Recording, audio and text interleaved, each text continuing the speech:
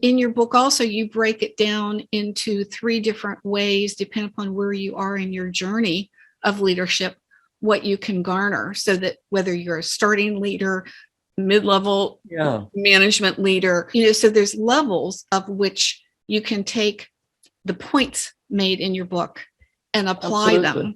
There's actually 4 levels. There's learning to fly, flying, teaching others to fly, and then leading from the jump seat.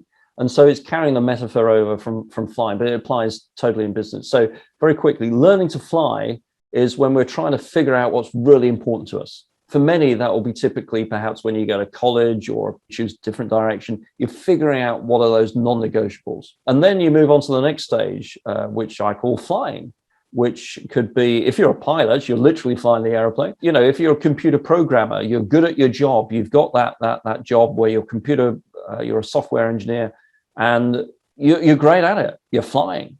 But then you'll get promoted, perhaps. And that's when you start to teach others to fly, because now you've got a team, and your job is to lift them up, to help them to fly better. But then later on in your career, you'll move to that place where you're starting to take a step back. And that's when you're leading from the jump seat. And you're thinking about how you can leave your organization or your team in a really great place so they can carry forward those things that you feel are deeply important to you.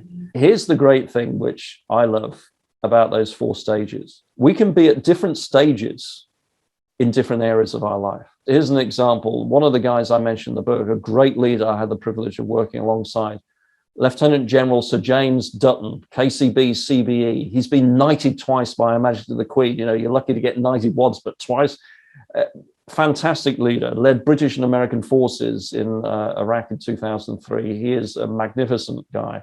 It's been my great privilege to get together with him again after 20 plus years. And he still hasn't changed. He's still the great leader I remember him to be. But here's the thing, he is now long since retired. He's long since past that point of leading from the jump seat. He's handed over control completely. But now he's learning how to fly again. And what learning how to fly looks like for him is what he's going to do in his retirement. Yes. He's got to figure that out. We don't have to wait to when we retire. It can be, we can be flying in our job or teaching others to fly in our day job.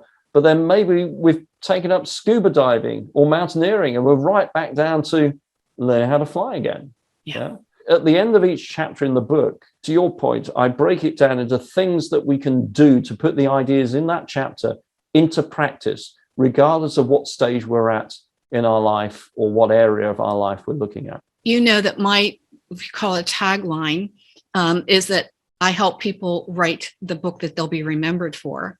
And so often what you just described for him is the person that I work with, where they have so much rich knowledge.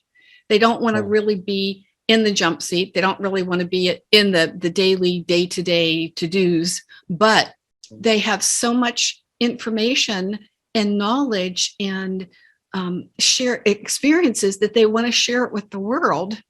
And that's where I come in often and help them write the book that they'll be remembered for. And they love it because it is a new place for them to fly. A much younger person than maybe what people are visualizing is a client of mine that's been on an interview here at Messengers on a Mission. And he had built a very, very successful real estate ownership business.